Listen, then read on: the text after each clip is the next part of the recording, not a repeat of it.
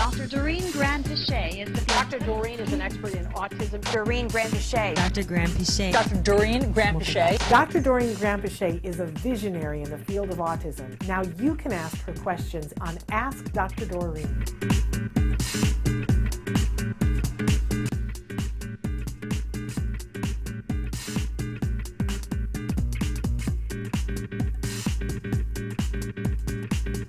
The next question we have is, my 13-year-old screams and says horrible things. We tell him to go to his room and he becomes hysterical, not in control, and won't go to his room. I have younger children. How can I make this stop? Yeah, so we are actually today at, is that the one? Oh, I think that's for card parents. I'm guessing this is not a card parent. So I'm doing a lecture with Shannon at 4 o'clock today for card parents on just how to manage challenging behavior. And this is so I'll go back to explaining the whole concept of challenging behavior. Challenging behavior is not a kind of a one of the symptoms of autism. It's a side effect of not being able to communicate over time and of the world accommodating us. So in other words, over time, your child has learned that this form of challenging behavior is effective. It has worked for him. When he goes hysterical and out of control, I'm guessing nobody really wants to go close to him or actually make him go to his room. So he basically ends up getting attention, probably getting the object or thing he wanted, probably getting to avoid scenarios that he didn't want. So it's effective. And the short answer to this is that when any kind of challenging behavior or any kind of behavior is effective, we continue to do it. So the way to make this change is to make sure that it becomes ineffective, so that when he tantrums or screams or so on, he doesn't get to avoid what was being asked of him.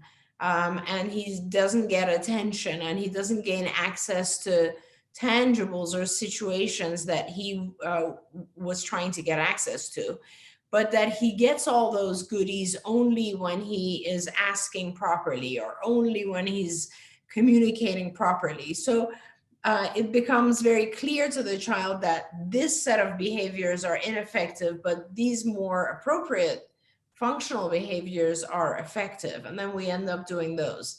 The way that we do that in ABA is by identifying first what the function is. So exactly why is the child doing this behavior? And then we change the things around the behavior. We change the antecedents, the things that happen before the behavior, and we change the things that happen after the behavior, the consequences.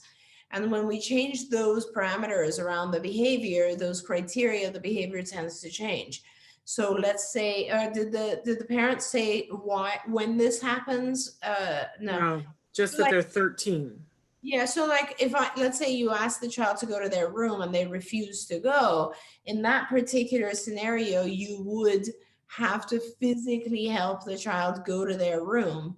And if that's too difficult and thing for you to do, then you wouldn't ask them to go to their room. You would fully follow through with anything that you ask. So in that particular scenario, maybe it's just a matter of ignoring the child while they're screaming and then having the child do something much more effective, much more appropriate, and then rewarding that. But what I really recommend for you is there's a really, really good module on IBT, Institute for Behavior Training. I know today we're talking all about IBT and skills, but that's because everything that is in my head and in the heads of all the wonderful senior clinicians at CARD were put down into writing into skills and IBT. And so all of these procedures, the challenging, how to manage all challenging behaviors, not just this one, is in a very, very good series of modules on IBT. And I would really recommend you start there. Just go to IBT, take a look at the list of modules, and you should find just managing challenging behavior. And it starts there, and you can have multiple advanced versions of that where you can truly understand all the functions and how to use various ABA techniques to reduce those behaviors. Yeah, I always appreciate these discussions because as a parent, like it was so enlightening for me when I finally got it, when I understood, oh, we all do things for a reason. And when you start to learn about perspective taking and how we're going to teach perspective taking to our kids, you can become a student of that yourself. And I always try to put myself in the shoes of the kid. And I have no idea why the 13-year-old is screaming, but you know, there's a reason. There's definitely a reason why a 13-year-old screams. And I just picture myself, because I am terrible. If I'm not being listened to, I melt down. Shannon, meltdown. And you know, if I was trying to convey something and nobody was listening, I have been known to yell before. I know that shocks all of you. But if I started yelling because I was that upset because I wasn't being heard, and then someone told me to go to my room, oh, heaven help all of you, I would lose myself entirely. Like that would be like, I would lose it too.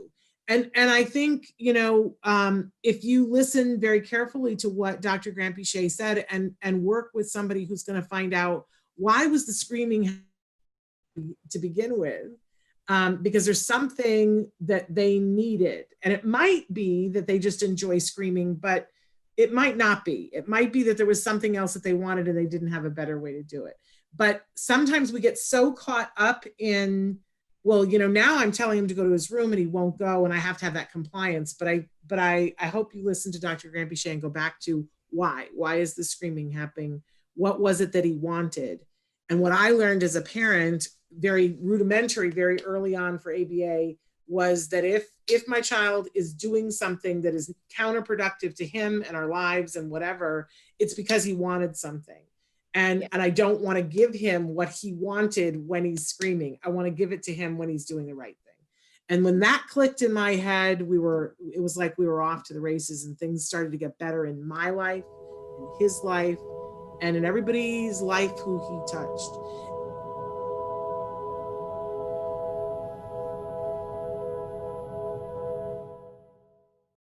Hey, thanks for watching Autism Live. To subscribe, click here. And if you'd like to check out some more of our videos, click here.